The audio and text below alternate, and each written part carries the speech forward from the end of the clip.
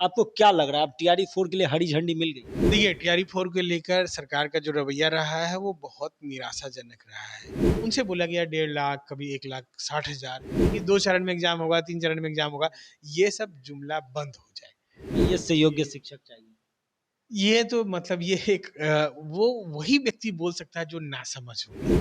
कोई समझदार ना समझ, व्यक्ति। बिहार के शिक्षा मंत्री हाँ, शिक्षा मंत्री भगवान थोड़ी है। क्वालिटी एजुकेशन के लिए तो आना ही चाहिए। आना चाहिए, लेकिन इन चीज़ों को कैसे एक दिन में आप थोड़ी ला पाएँगे। क्या मतलब एक जो आईएएस होगा, एक डीएम होगा, वो एक शिक्षक पे हेकड़ी नहीं जमा पाएगा, एक शिक्षक आईएएस के ऊपर हेकड़ी जमाएँगे, ये व्यवस्था ला पाएँगे आप? देखिए, जितना माहौल संसद भवन और विधानसभा में गर्म नहीं होता होगा, उतना तो टीआरई 4 में हो गया। छात्र सड़कों से लेकर कहां कहां नहीं गए, पुलिस की लाठियां पड़ी और लगातार 24, 48, 72 अब आ जाएगा, कल आ जाएगा, ऐसे होगा वैसे होगा, सब कुछ आपने सुना होगा। लेकिन सीधी बातचीत करेंगे हम बीपीएससी टीआरई 4 के मुद्दे को लेकर कि क्या छात्रों में है, पीटी मेंस को लेकर, परीक्षाओं के पैटर्न को लेकर बवाल मचा हुआ है, सीटों की संख्या पर भी घमासान जारी है। इन तमाम मुद्दों पर सीधी बातचीत के लिए हमारे साथ एक्स डीएसपी और वर्तमान में पटना यूनिवर्सिटी के प्रोफेसर डॉक्टर अखिलेश सर मौजूद है, जिनसे सीधी बातचीत करेंगे। बहुत बहुत स्वागत है सर। धन्यवाद ताज। मेरा सवाल पहला है सर, आप लगातार टीआरई 4 पर, आप छात्र हित के मुद्दे पर हमेशा से सर मुखर रहे हैं। टीआरई 4 को लेकर आप जो है हमेशा से लिखते भी रहे, पोस्ट भी करते रहे, हम लोग से बताते भी रहे मीडिया में। आपको क्या लग रहा है, अब टीआरई 4 के लिए हरी झंडी मिल गई? देखिए, अभी तो माननीय जो शिक्षा मंत्री हैं, उनका ट्वीट को मैंने देखा है, तो उन्होंने मतलब बाइफरकेटेड जो किस कैटेगरी में कितना सीट है, पीआरटी 6 टू 8, 9, 10th और 11th-12th के लिए, तो उन्होंने उसके हवाले से बोला है कि अधियाचना भेज दी गई है बीपीएससी को। तो एक उम्मीद जगी है कि ये मतलब बहाली अब बीपीएससी के द्वारा उसका जो विज्ञापन है निकाला जाएगा और बच्चे एग्ज़ाम देंगे इसमें। मेरा एक सवाल ये है सर, यही बीपीएससी और यही शिक्षा विभाग है जिन्होंने 46,595 पदों के लिए और 22 से 27 सितंबर के डेट में एग्जाम भी निकाल दिया, तो आखिर ऐसा हुआ क्या कि फिर अधियाचना आने जाने लेने वापस करने का खेल चलने लगा? देखिए, टीआरई 4 को लेकर सरकार का जो रवैया रहा है वो बहुत निराशाजनक रहा है। जब आप शुरू से बात करेंगे तो पिछले 2 साल पहले की बात करें और इवन मतलब जो आपका इलेक्शन था बिहार विधानसभा का, उससे पहले जो हमारे माननीय मुख्यमंत्री थे तब नीतीश कुमार जी, उन्होंने भी मतलब इस बात का ज़िक्र किया था, उनके ट्विटर हैंडल से आया था, या जो सरकारी पार्टियाँ हैं, उनके राजनेताओं के ट्विटर हैंडल से आया, और भी तमाम जो ऑथेंटिक सोर्स हैं, उनसे बोला गया 1.5 लाख, कभी 1,60,000 इस तरह की, क्योंकि मैं पुराने अपने ट्वीट्स को जाके देख रहा था, तो उसमें मैंने देखा है कि 1,60,000 बहाली की बात की गई है। तो मैंने अपने यूट्यूब पे देखा। तो इसका मतलब वो सरकारी स्रोत के द्वारा ये बताया जा रहा था। फिर उसके बाद वो बहाली हुई नहीं, चलता रहा, बीच में आंदोलन भी हुए। फिर बाद में आई कि 46,000 बहाली की जाएगी। अब उसको भी घटा कर दिया गया है, कितना? 32-33,000। तो ये लगातार सीटों की संख्या को घटाया जा रहा है। तो अब ये क्या है ना कि सरकार देखिए कि युवाओं को फॉर ग्रांटेड लेती है। उनको लगता है कि हम जब जो चाहें वही करते रहें। तो एक तो शुरू में सरकार को 1 डेढ़ लाख बहाली नहीं निकालनी चाहिए। इसके तो अगेंस्ट हम हमेशा से रहे हैं। मतलब आप जो कहें कि इतना टीआरई 1 2 3 मिला के 2 लाख से ऊपर बहाली हुई, बेकार हुई? हाँ, मतलब उतना बड़ा-बड़ा बहाली कभी नहीं होना चाहिए और उतना तेज़ गति से बहाली भी नहीं होना चाहिए। आप साल भर का शेड्यूल लीजिए और जो बहाली है उसको सतत दीजिए, ताकि उससे अच्छे लोग सेलेक्ट होके आएँगे, सीरियस लोग सेलेक्ट होके आएँगे, जो मतलब सब स्टैंडर्ड, जब बड़ी बहाली होती है तो सब स्टैंडर्ड लोग भी चुन के आ जाते हैं, क्योंकि उनका कट ऑफ बहुत नीचे चला जाता है। तो वो उन चीज़ों से बचने के लिए ज़रूरी होता है कि आप बहाली को रेगुलर बेसिस पे लाएँ और कम-कम बहाली लाएँ। तो ठीक है, कम से कम अब तो सरकार से यही आग्रह है कि इसको फिनिश कर लें जल्दी से। फिनिश कर लें, आग्रह कर रहे हैं। हाँ, आगे और क्या करेंगे हम लोग? मतलब आग्रह ही करेंगे ना। 3 जो साल हो गया फिर भी जो आग्रह। छात्र इतने पीड़ित हैं यहाँ के, उनसे जो छात्रों से बात करते हैं, अगर हमारे माननीय मंत्री हैं, जो हमारे माननीय राजनेता लोग हैं, जो माननीय मुख्यमंत्री हैं, शिक्षा विभाग के आला अधिकारी हैं, उनसे मैं आग्रह करूँगा कि आप पीड़ित छात्रों से बात कीजिए, उनके दर्द को समझिए, तब आपको मालूम चलेगा कि कितनी पीड़ा में है वो। क्योंकि देखिए, देश के अंदर में, राज्य के अंदर में हर कोई का सपना होता है सरकारी जॉब पाने का, और ये बिहार सरकार में शिक्षा विभाग सबसे ज़्यादा जॉब गिवर है। तो वैसे कंडीशन में बहुत लंबा इंतज़ार रहता है इन लोगों का। तो इंतज़ार किसी को भी रहेगा। मैं भी जब बेरोज़गार था तो मुझे भी इंतज़ार होता था कि मुझे स जॉब लग जाए। अपने दौर में। हाँ, अपने दौर में। तो हर उस पीड़ा को हम महसूस करते हैं। कोई आदमी आज मान लीजिए कि किसी पोजीशन पे पहुंच जाए और उस पीड़ा को भूल जाए, तो ये तो बहुत अन्याय है। तो बच्चे के अंदर पीड़ा है, ये तो महसूस करना पड़ेगा। अब उसमें भी क्या है कि एक नई बात सुनते हैं कि 2 चरण में एग्जाम होगा, 3 चरण में एग्जाम होगा। ये सब जुमला बंद हो जाए। जो अभी तक चलता रहा है, 1 चरण का एग्जाम लीजिए, और आगे अगर आपको 2 चरण में लेना है तो अभी अनाउंस करिए कि नेक्स्ट जो टीआरई 5 आएगा, उसमें हम 2 चरण में परीक्षा लेंगे। अच्छा सर, मेरा ये सवाल है, टीआरई 4 में पीटी मेंस लेकर कहीं लटकाने की साजिश तो नहीं? देखिए, ये मतलब टाइम को एक्सटेंड करने की बात है। 1 चरण में लेकर के भी आप अच्छी बहाली कर सकते हैं। उसमें ऐसा कोई बड़ी बात नहीं कह है। रहे हैं आईएएस से योग्य शिक्षक चाहिए। ये तो मतलब ये एक वो वही व्यक्ति बोल सकता है जो नासमझ होंगे।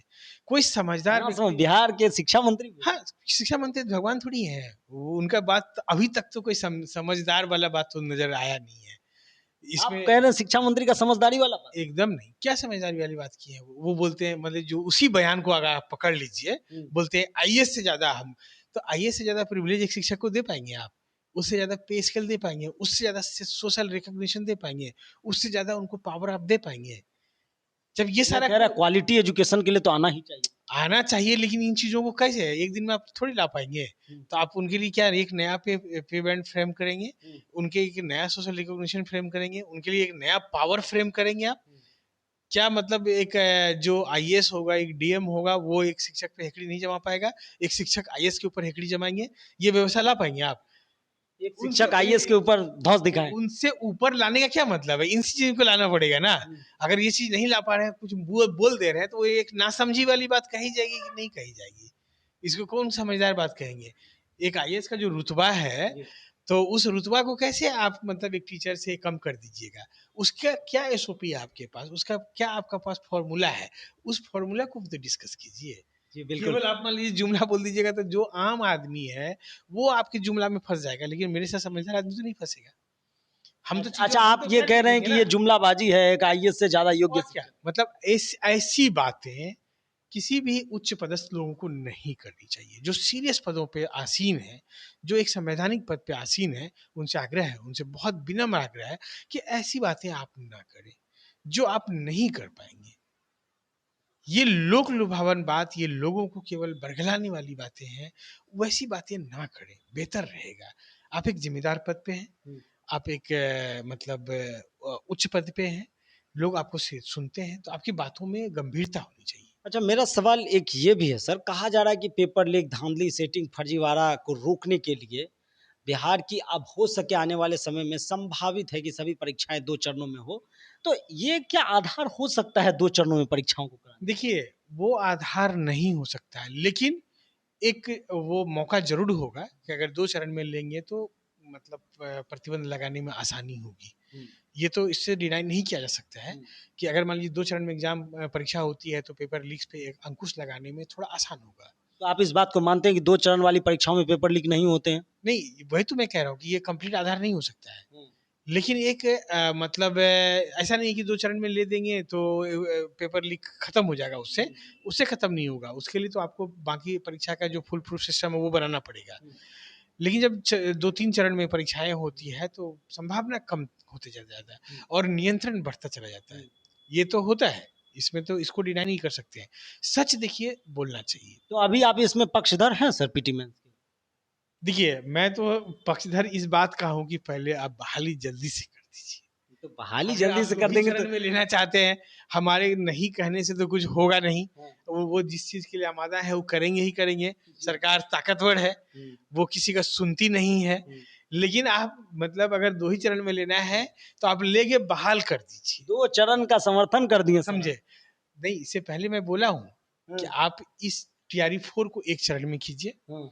आगे आप घोषणा कर दीजिए कि टीआरई 5 से हम 2 चरण में लेंगे। अच्छा, मेरा एक सवाल ये भी है सर आपसे कि 22-24 हैं, 23-25 हैं, 24-26 से पुराने टीचर्स हैं, तमाम लोग जो है इंतज़ार में हैं और लगभग 32,000 प्लस सीटें हैं, 32,300 कुछ है।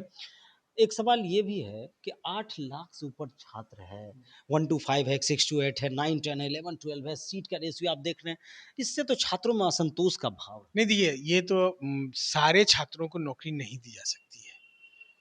कोई भी सरकार मान लीजिए जो 8 लाख सीट है ही नहीं हमारी, तो 8 लाख को कैसे एकोमोडेट करेंगे? 8 लाख अब नहीं मान लीजिए जैसे नीट में 25 लाख बच्चे बैठते हैं, हम्म, और वहाँ मान लीजिए कि सरकारी कॉलेजेस में 30-35 हज़ार है, और बाकी जो और सब मिला देंगे प्राइवेट कॉलेज सब, तो 1 लाख जो भी 1 लाख के आसपास होगा, तो उसके आगे बाकी 24 लाख तो नहीं डॉक्टर बन नहीं, नहीं, पाएंगे। मेरा सवाल ये है तो सर आप उसी प्रकार से 8 लाख अभ्यर्थी हैं, तो 8 लाख को थोड़ी टीचर बनाया जा मेरा सकता है। सवाल ये है कि 32,000 छात्र कह रहे हैं 46 क्योंकि 1,20,000 से बात छट के 1,60,000 से छट के यहाँ तक पहुँची और 32,000 और उसमें भी class wise school wise distribution हो गए 1 टू 5 6 टू 8 मेरा ये कहना है सर छात्र कह रहे हैं 46,000 दो नहीं तो फिर आंदोलन करेंगे। वो तो छात्रों का मर्जी है, संवैधानिक अधिकार हर लोगों का है, उसमें मेरा कुछ भी नहीं कहना है। लेकिन अगर सरकार 30,000 बहाली हर साल देती है, तो हम वेलकम करेंगे इस चीज़ का, कि मतलब लेकिन वो हर साल दे। यही जुलाई में वो हर साल फॉर्म निकाल दे और परीक्षा ले, 1 साल में उसका अपना क्रम चले, फिर अगले साल फिर वो 30,000 का बहाली निकाल दें, फिर अगले साल 30,000 का निकाल दें, तो वेलकम है। अच्छा एक आखिरी सवाल मेरा ये है विधानसभा के अंदर कहा गया था एक लास्ट सवाल ये होगा कंप्यूटर टीचर है एग्रीकल्चर में है कॉमर्स वाले हैं म्यूजिक टीचर हैं फिजिकल टीचर हैं इन लोगों को सर ऊँट के मुंह में जीरा दिया गया है। देखिए, सारे विषयों को समाहित किया जाना चाहिए, हम इसके पक्षधर हैं।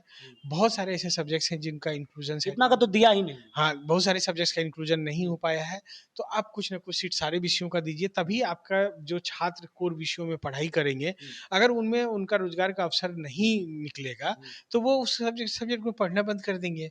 तो जो अगर एजुकेशन को मजबूत करना है, तो तमाम विषयों में बच्चों को अट्रैक्ट करना पड़ेगा पढ़ने के लिए, तभी वो सब्जेक्ट ज़िंदा रह सकेगा, और तभी हमारा जो नॉलेज सिस्टम है, वो आगे बढ़ सकेगा।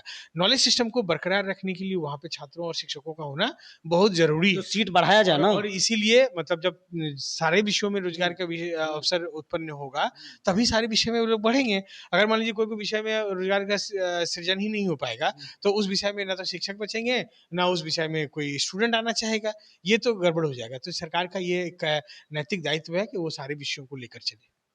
तो आपने सुना कि पूरी चर्चाएं हुई है बीपीएससी टीआरई 4 जो है वो महाभारत का लड़ाई बन गया है छात्र अपने कमरे में लगातार रोज जूझ रहे हैं और कितना ढकोसलाबाजी हुआ था ये भी आप जानते ही होंगे अगर आप अभ्यर्थी होंगे तो लेकिन आपको बता दें कि 26,000 कंप्यूटर के वादे जो है वो हवा में उड़ गए बाकी सारे लोग जो आज भी इंतजार में है कुछ भी स्पष्ट नहीं मैं अभी भी कह रहा हूँ जब तक ऑनलाइन आप आवेदन नहीं करेंगे मेरे हिसाब से तो स्पष्टता नहीं दिख रही है बने रहिए खबर पॉइंट के साथ बहुत बहुत धन्यवाद।